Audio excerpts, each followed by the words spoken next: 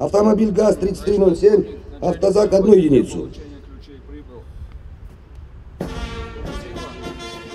Новые автомобили сегодня получили сотрудники МВД. Служебный транспорт выдали в рамках единого государственного заказа. Таким образом, автопарк сотрудников правоохранительных органов пополнился сразу на 58 машин. Среди них марки ВАЗ, УАЗ и ГАЗ. Сейчас новый транспорт передан в районы республики.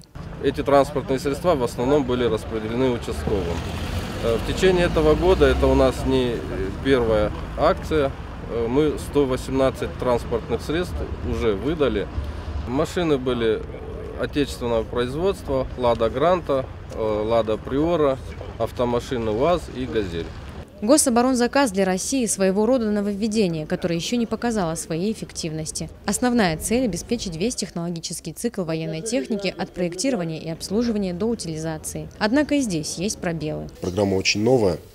И, как у нас говорят, первый блин комом. Но совсем комом его тоже нельзя назвать. Есть погрешности, есть дыры в этой программе.